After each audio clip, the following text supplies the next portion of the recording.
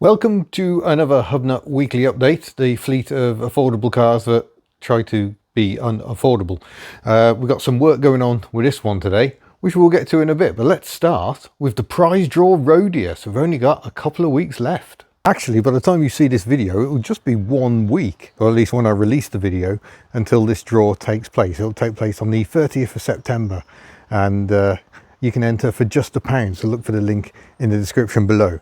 Let's do a quick update on the Rodius before we jump into the Perodua work, which I can already tell you went badly. Hi dogs. I can tell you what we aren't going to sort out. We aren't going to do anything about the bad paint, I'm afraid, but you do get a free sticker. I do have a replacement mirror. I don't think I'm going to have time to paint it, but we'll get that swapped on because this is not good. It's all cracked and broken now. We will get that done. Tyres, we're going to replace the tyres. Makes no commercial sense for us to do so, but these are Neoland van tyres from God knows when. I don't even know where the date code is. Oh, there we go, 2019, so they're not that old, but yeah, they are a bit tired, and I would like to fit better ones. On this side we've still got the spare tyre fitted, which is even older. I have no idea how old this tyre is at all, but hi dogs.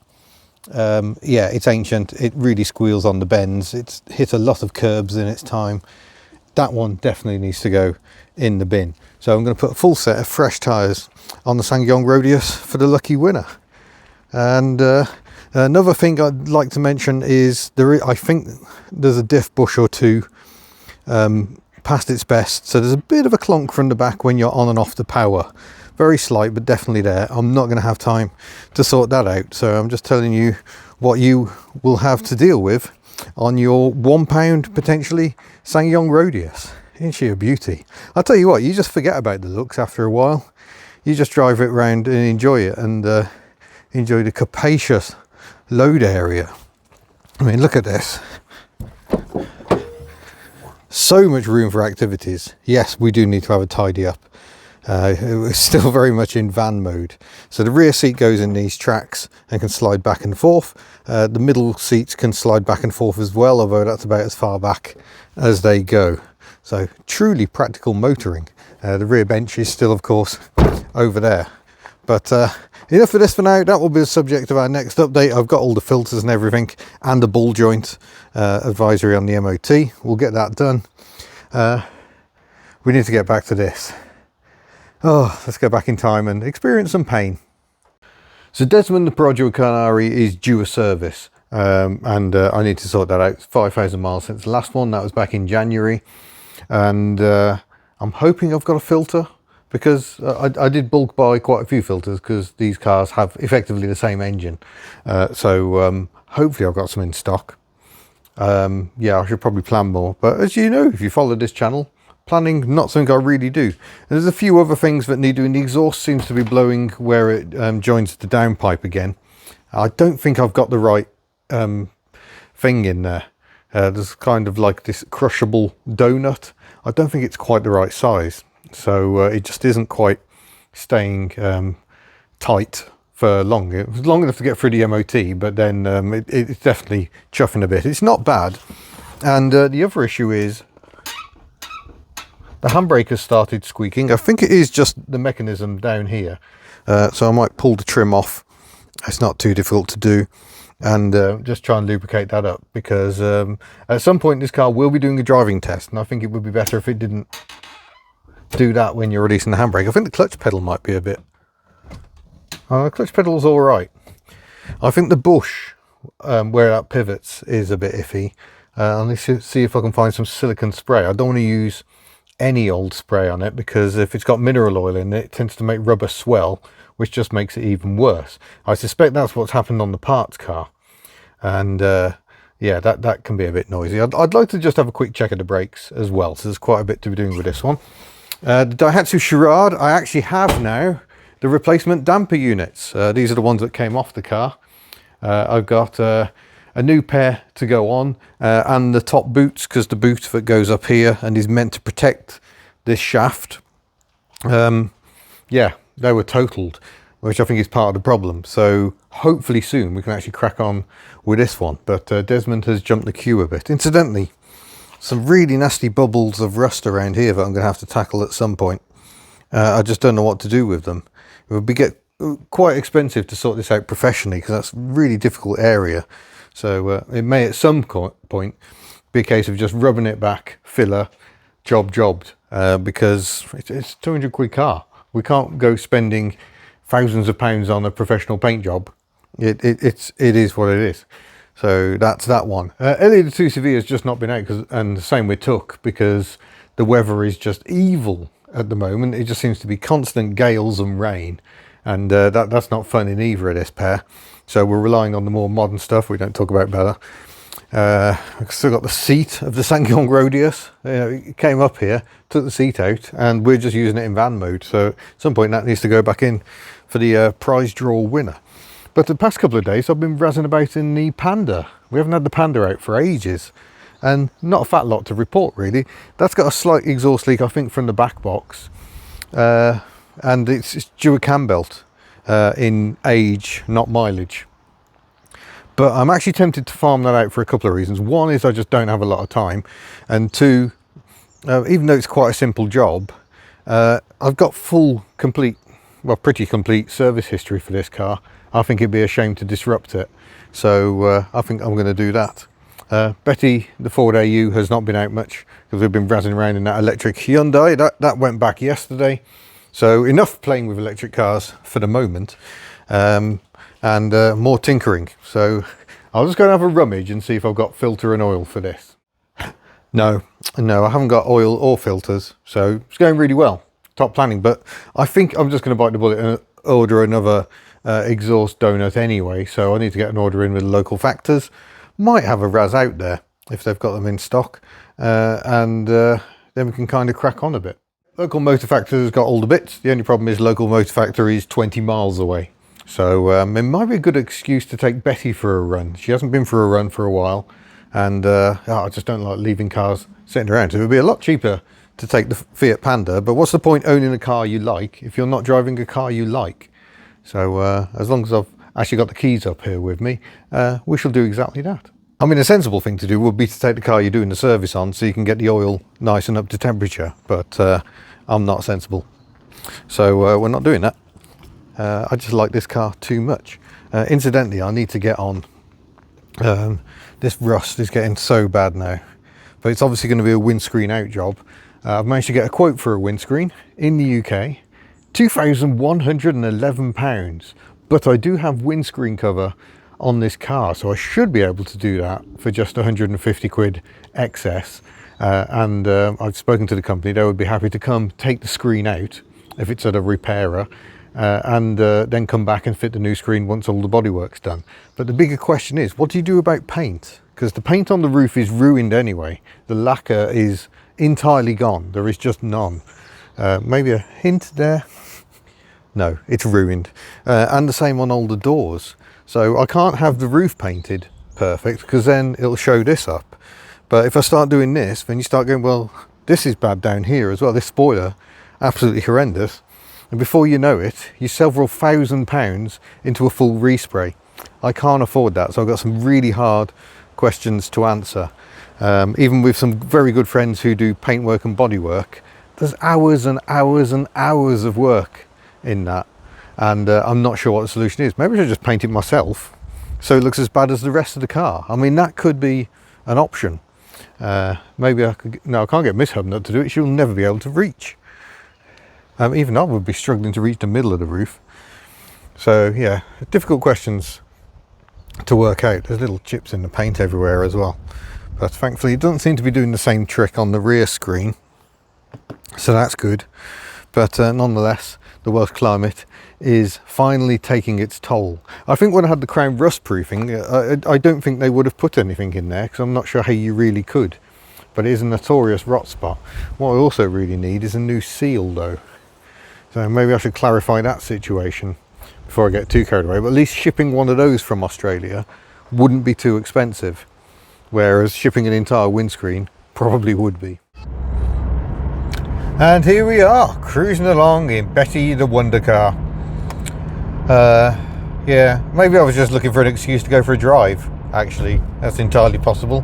I'm going to have to reconfigure The ventilation, need a bit more windscreen demist. The air conditioning I'm still not using because the pump sounds very, very unhappy.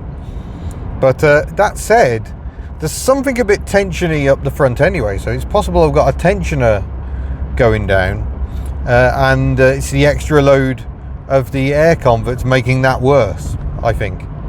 But yeah, tricky one, not entirely sure, but it's always a pleasure to be out in this.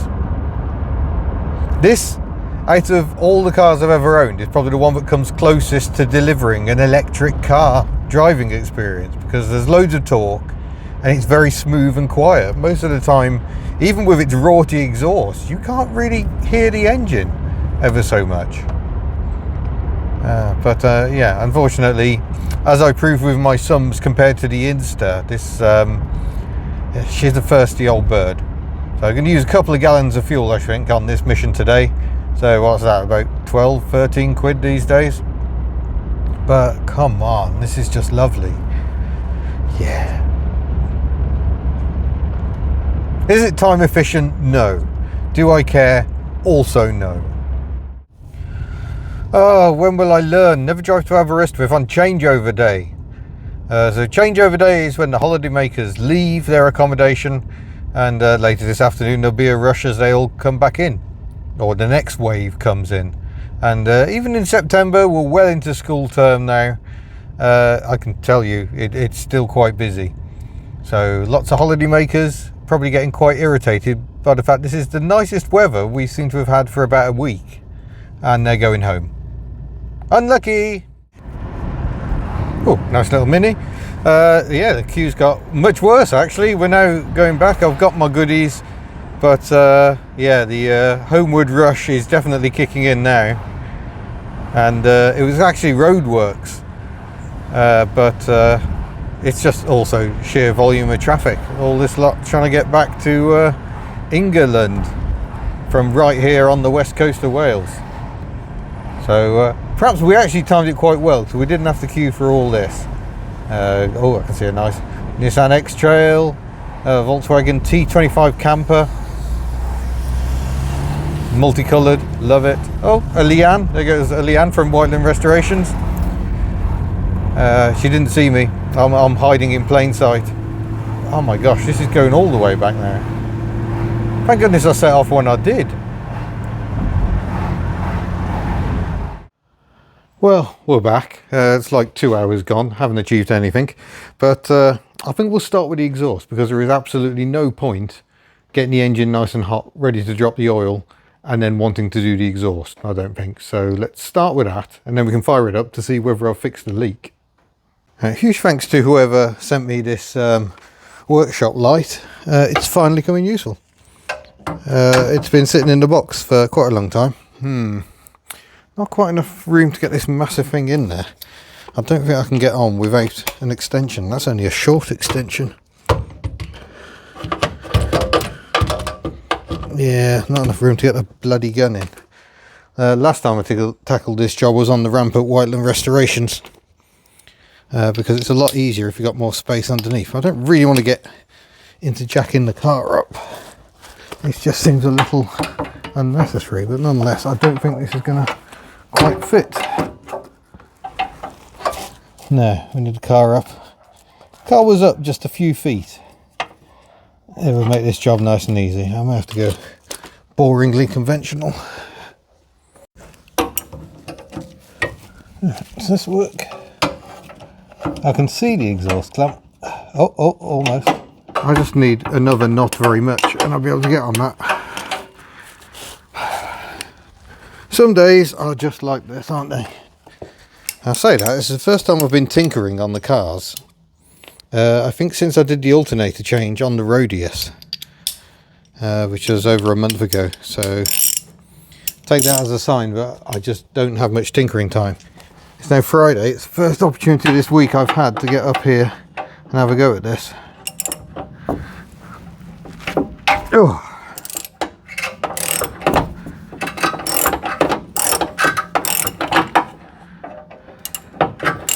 There we go. You can see nothing but the bolts are coming undone. Oh, what a palaver that was. I had to jack it up just to get the cross brace which prevents the exhaust coming down. So got there. This is the old ring that came out, which has got some odd compressions on it, but it might be because I think it's the wrong size. This is a fair bit smaller, that one, so maybe that one will work better.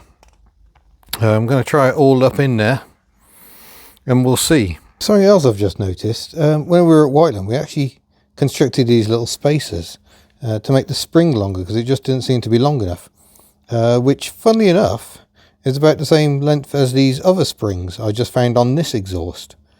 I think this might be from the Pajero actually, but yeah, these weren't getting, the short spring wasn't getting crushed before the exhaust was tight, so it wasn't really doing any good at all. That looks like it'll give us a much better bet of working, so we'll give that a go. It's like keyhole surgery, but that's like most jobs on these little cars, I suppose. Just hugely infuriating. Where am I going with that?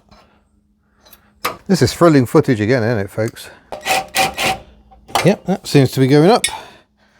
Jolly good. I just want to check the other one by hand before we commit to... I'm learning, folks. But a knackered thread, having to deal with that is not much fun. So try and go easy.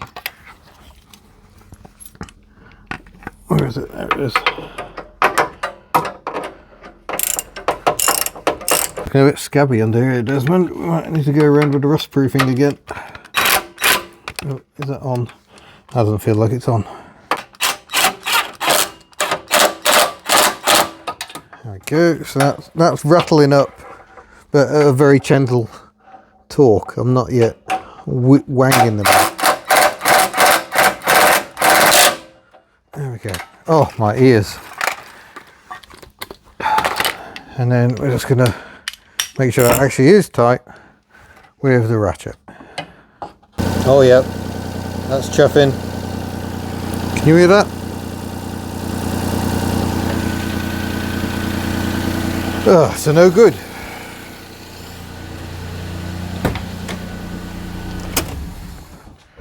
But at least now it's no good and warm. Great. Yeah, that's no better. It's just spinning, it's not pulling tight, so I can't get the exhaust leak to stop. Phone battery's dead, so you're going to have to put up with good old manual me shouting because I'm not using a microphone mode. I've been to see Tim. In times of struggle, go see Tim, because even though I'm wearing this t-shirt, yeah, Tim knows things. So one of the things he knows is that he has a tap and a die for the right fine pitch thread. It's M10 by 1.25, I think, or M8, one or two. And he's also given me a nut.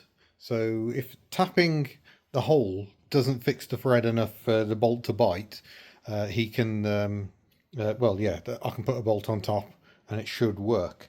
I'm also going to run the die, the other half of that, because look, that thread's not looking very happy either, because that's been spinning in the hole where the thread's all chewed up. So there's a fair bit for me to get on with while the phone charges, so I'm going to do that. That's the die worked on the bolt, so the bolt now looks an awful lot happier. Now the more tricky bit of trying the tap on the car. I can't really film that because it's all hidden by the front bumper. No, I don't think the tap is going to save that hole, so I'm going to have to go with a nut. I've just flattened one side, so it'll go snug against the pipe. Fingers crossed. No, it's not happening. I cannot get, there isn't room to get your fingers on to get the nut started on the bolt, and then you can't get a blooming spanner in anyway. So I think sadly the nut is a no-go. I think what I'm going to have to do is order a helicoil set and sort it out that way. I don't think I've got one. I'm going to go through my tools, but I'm pretty sure I do not in fact have one. Oh, it's a bit longer than I thought. 53,000 miles, so 5,000 miles ago, but it was December 24 that I last did the oil and filter. So better get that done again. Right, we are a few days on. I'm in the Rodius. I've just filmed the intro that was earlier in this video. We're all very confusing. I've bought a thread repair kit, not a genuine like helicoil one. This is just AB Tools. Hopefully it's all right. And I bought some. That's the wrong bag. No, oh no, I got nuts as well. Oh, there we go. It's just some straight bolts. I haven't got the springy bit on. I'm wondering if I can use washers and somehow get the springy bit to work. I don't know. But hopefully these two things combined will come together to create a hole that is actually usable. So fingers crossed this actually works. Excuse the funky lighting. It's very artistic. We've got full instructions, so that's good. What happens is you first of all you drill out the hole to a slightly larger size, then you thread the new hole to a slightly larger size, and then this insert effectively converts that larger size down to the size you need, in our case M10. So you wind that in, and then you use this punch to snap that tang off. That tang is what allows you to drive it in, because that goes into the slot on the end of this tool, and you can adjust that collar to set your depth. That's all the theory. We'll give it a go. Recommend using cutting oil. I'm just going to use penetrating oil because I haven't got any cutting oil, and we'll give it a go. Always wear appropriate safety gear. Well, I've actually got me safety shoes on, so if I drop this on my toes I will be all right, but should probably wear eye protection because you don't want bits of metal swarf in your eyeballs. How much fun this is going to be to do on the car upside down behind the bumper where I can't see remains to be seen. Now, this is not sponsored, but we seem to have a power cut here today. We've had all manner of stormy weather yesterday. It was Tim's birthday yesterday. Happy birthday, Tim.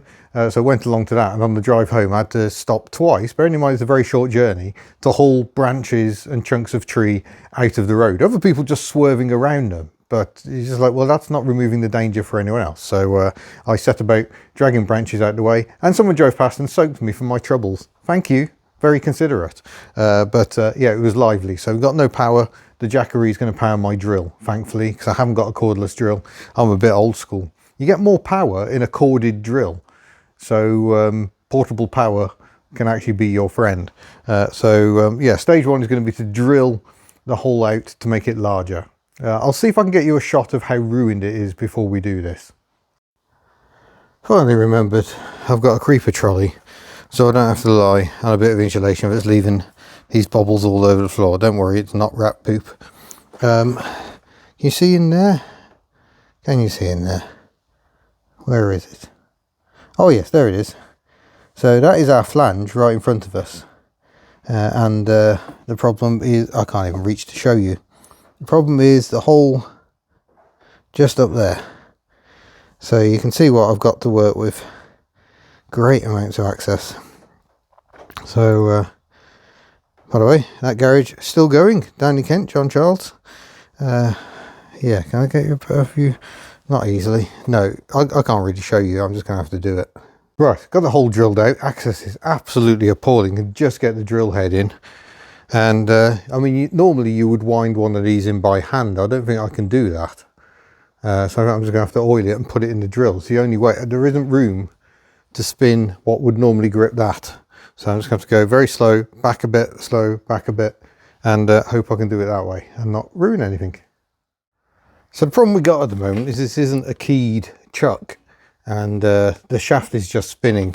I can't get enough purchase on it to drive it through the hole. It's got it started, but it's not going all the way through. So I'm wondering what to do. But I did just find this. It's like an extended thing. That might just give me enough room to be able to do it. I hope so. Otherwise, I'm at a loss. I don't know how I'm going to do this. No, there's just not enough room.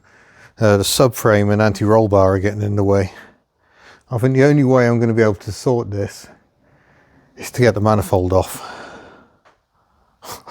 I didn't want to do that. I don't want to do that. That feels so dangerous, but I don't see I've got any choice. The only way to get the exhaust fixed is to tap that hole out. Well, that's Desmond's face off. Every single clip bar these three broken. Every other one has just sheared off. Marvellous. Hope we got some of those. Oh, this job is getting rapidly out of hand. To get the manifold off, I've got to remove the heat shield, but look at those nuts down there. Zero chance of those coming out. It's impossible even to get on them without taking the front bumper off, I think. I really don't want to have to take the bloody front bumper off. And then when it's off, what then? They're screwed. This, yeah, I don't know what to do. I think I am going to get the front bumper off because if nothing else, it will give me better access to the flange, and I may be able to hold the nut in place and just through bolt it. That might work, and it'll give much better access to the clamp. So I don't even say that. Don't even say that. Just do it. Right, that should be everything off. Pull the wiring out for the indicators. There we go. More of Desmond's face is off. I can just go over there for now. Obviously, this has been a complete debacle, and I've got at least 2 entirely seized bolts. Is the radiator meant to look like that? Gosh, it looks like it's taken some impacts. A few more through the upper grille, but mostly through the lower grille. Maybe I need some protective mesh on it or something. Yikes.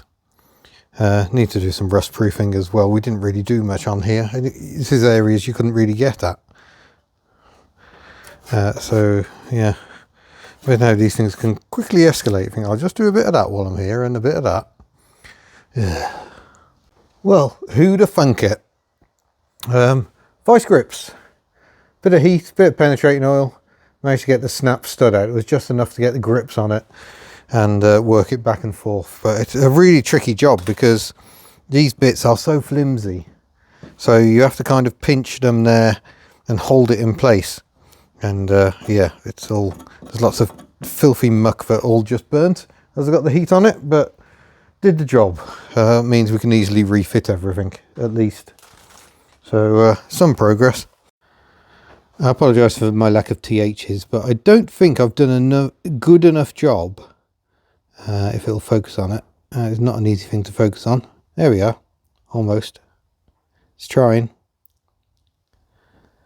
Give a bit of angle. Oh, you can almost see there's a bit of thread through there. You can see it doesn't all go all the way through. But I don't know. I think even if I take the oil filter off, I don't think I'm going to have enough room to get down from above either. I love how this is going rusty. That was fitted in December. That's Wales for you. Yeah, I don't know. Is it worth having another go at it? Because, I mean, it's getting there. There's almost thread chased through, and the easiest solution would be to just get that in so we can put the insert in. Oh, hello. That looks like it worked. I think I went too gung-ho and far too quick for it. But nonetheless, that looks like a threaded hole. I shouldn't have done a job that involves THs. Oh, this is amusing. I just wanted to check I was installing the insert correctly. So you want the tang up here at the top.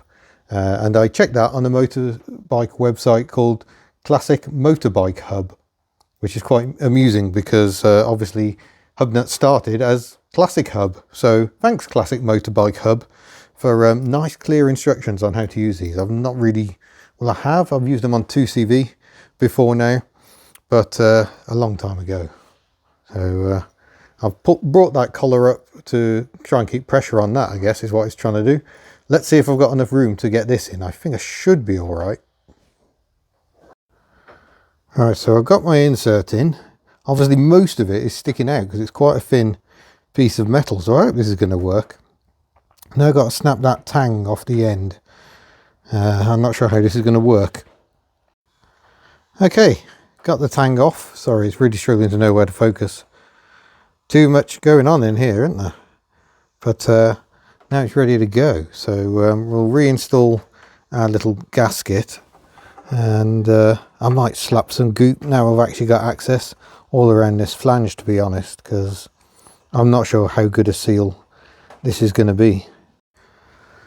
Yeah, this doesn't look like it's going to work. This is too small. It neither fits nicely on there, it just falls off, and when it's in there it's so flush.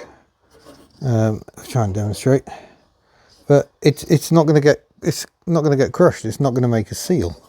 This is the one that came off, but this is too big, and that won't go in there at all, I don't think, and it certainly doesn't fit nicely on there. It is sorry, there's just no room to get my hands in even there, so that's no good. That's why that one was blowing.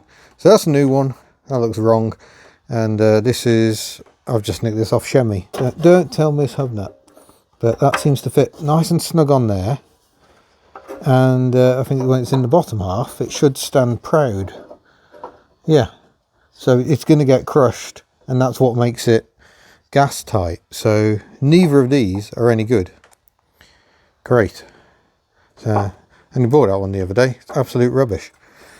Can I be bothered to take it back? Probably not. So we'll have a go at bolting it up with this stolen exhaust bit from Shemmy.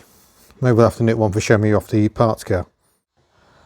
Right, so after all that, it's there, it's tight, it looks really gappy, but I don't think that matters, because the thing is being crushed. That is what's doing the sealing.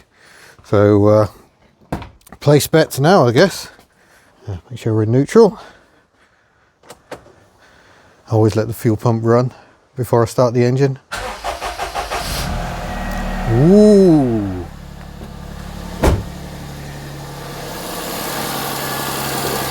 That sounds better. Where's my bit of pipe? This is the ultimate test. Bit of pipe in the ear. So I can't do it with, hold on, put you in the tripod. Bit of pipe in the ear.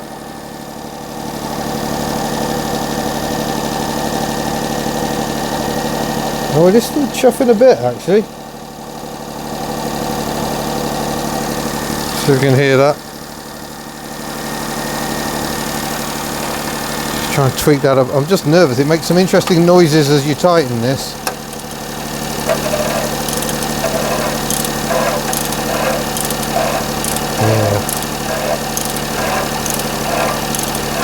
I don't think that's tightening anymore. Whether I can put a nut on the top and use it to compress the insert, I don't know.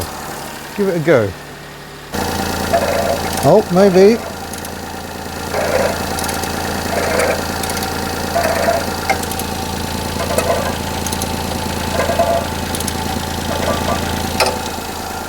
Well, that's not getting any tighter than that. It's nowhere near as bad as it was. It was chuffing really bad.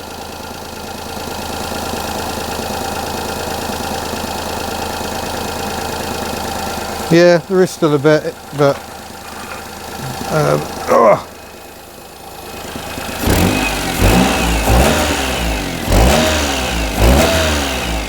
there is still a lot, isn't there?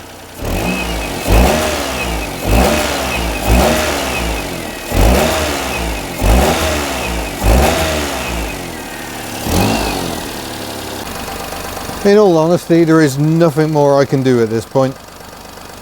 I don't know what the problem is. Maybe there should be a gasket there, but neither car had a gasket there, just that ring.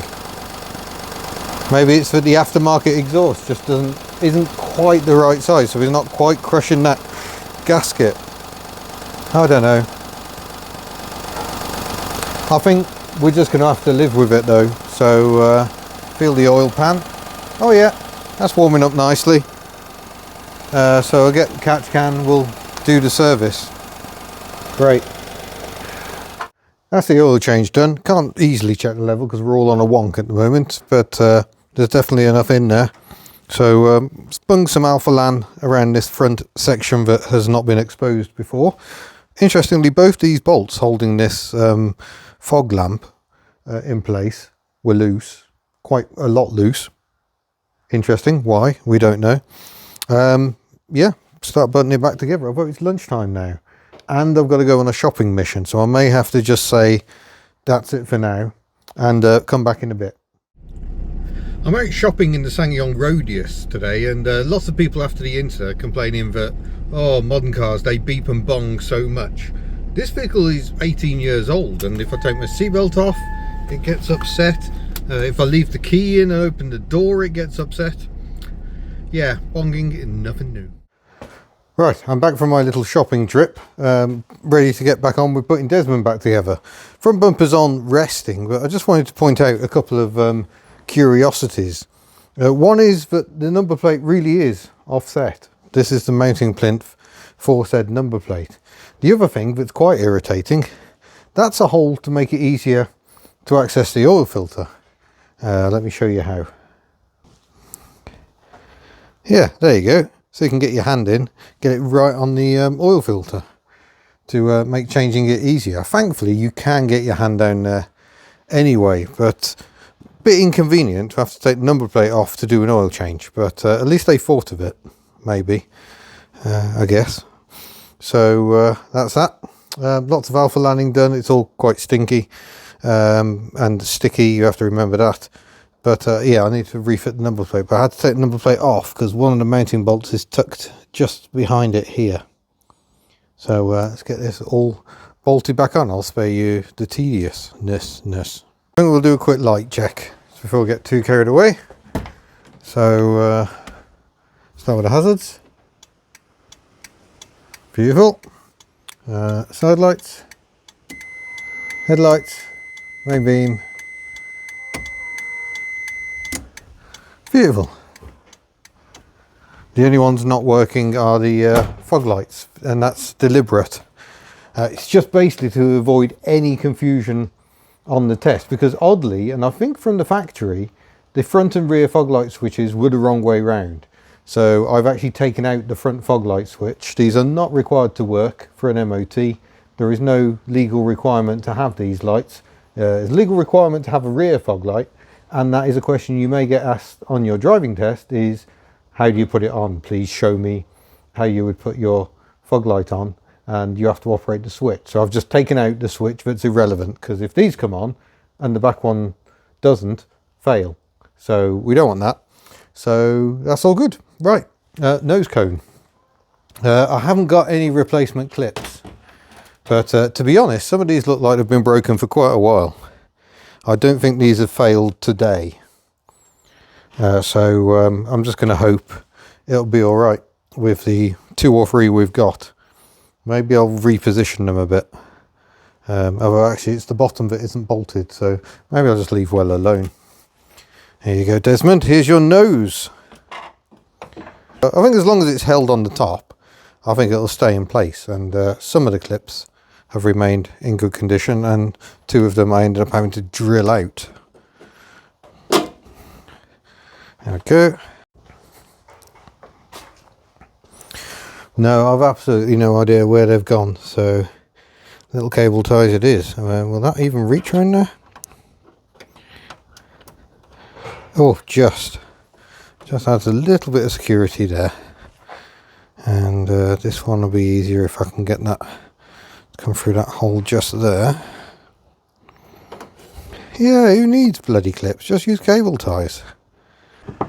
I swear sometimes this phone develops a mind all of its own.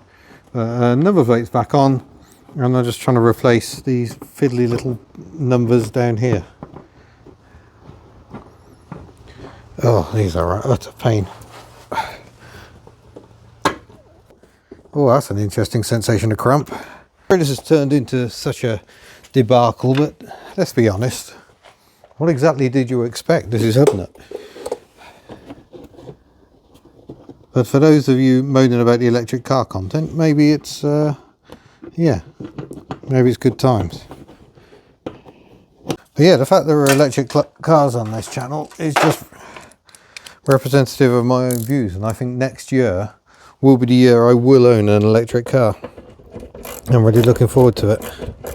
Is that the right way? Yes. Yes, all, ooh, sunshine. Oil level seems exactly where it should be, so we haven't had much sun for the past month. So that's all good times. So that's me done with that. I'm now going to tidy myself up, sort the utter chaos out, move the back seat again so I can get Desmond out, and the little panda can go back to having a rest in here again. And it's going to stay sunny all week, so maybe I can get Ellie the 2CV out for a bit of a razzabout. That might improve my mood somewhat. But yeah, there we go. I hope you've enjoyed that. Don't forget you can head to the Hubnut store, buy lovely merchandise if you so wish. We have got stickers, they're quite expensive. I'm working on that, and we haven't got internal window stickers available at the moment. Working on that as well. But yeah, thank you very much. We'll see you in a future video. Farewell. Perodua. Oh balls, I was meant to fit that before I lowered the car.